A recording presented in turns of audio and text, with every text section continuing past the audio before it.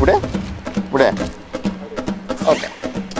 നിങ്ങളെ കൂടെ ആത്മാർത്ഥമായിട്ട് പണിയെടുക്കുന്ന ഒരു സ്റ്റാഫ് പെട്ടെന്നൊരു ദിവസം നിങ്ങളെ കമ്പനിയിൽ നിന്ന് റിസൈൻ ചെയ്തിട്ട് സ്വന്തമായിട്ടൊരു കമ്പനി തുടങ്ങിയിട്ട് നിങ്ങൾക്ക് തന്നെ കോമ്പറ്റീറ്റർ ആവുന്ന ഒരു അവസ്ഥ നിങ്ങൾക്ക് ഉണ്ടായിട്ടുണ്ടോ?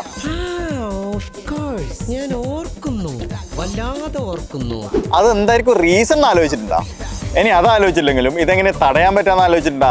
ആ കൂടി രണ്ട് സൊല്യൂഷൻ ഉള്ളൂ. അതിൽ ആദ്യത്തെ സൊല്യൂഷൻ എന്ന് വെച്ചാൽ കുറച്ച് കാശ് ചിലവില്ല കാര്യമാണ്. നിങ്ങൾ തുടങ്ങുന്ന ബിസിനസ് ബഡാ സെറ്റപ്പ് തുടങ്ങാം. ഈ ബഡാ സെറ്റപ്പ് ആകുമ്പോൾ പെട്ടെന്ന് കയറി ഇതുപോലത്തെ ഒരു സെറ്റപ്പ് തുടങ്ങാൻ പറ്റുന്ന ചിന്ത നമ്മളെ സ്റ്റാഫിന് ഉണ്ടാവില്ല. നിങ്ങൾ ചെറിയൊരു ഓഫീസും ചെറിയ സംഭവം ഇല്ലാന്നെങ്കിൽ അവർക്ക് നാളെ ഇത് കുറച്ച് കാശുണ്ടെങ്കിൽ ഞങ്ങൾക്ക് കൂടി ചെയ്യാൻ പറ്റുന്നതിൽ തോന്നി വരും.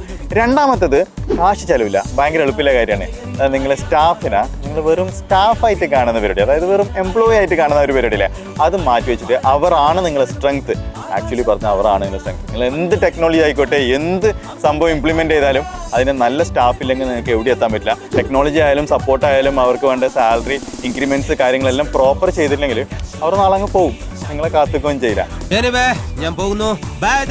ഇനി ഇങ്ങനെയൊക്കെ ആണെങ്കിലും വേറെ സംഭവം കൂടെ ഉണ്ട്. അതായത് നിങ്ങൾ മുതലാളിമാർ നിങ്ങളെ സ്റ്റാഫിനെ കാര്യമായിട്ട് ചെയ്തു കൊടുക്കേണ്ട എല്ലാം ചെയ്തു കൊടുത്തിട്ടും അവർക്ക് കാര്യമായ കൂറുന്നില്ലെങ്കിൽ അസ്സലാമു അലൈക്കും പറഞ്ഞ് ഒഴിവാക്കലാന്നല്ലേ.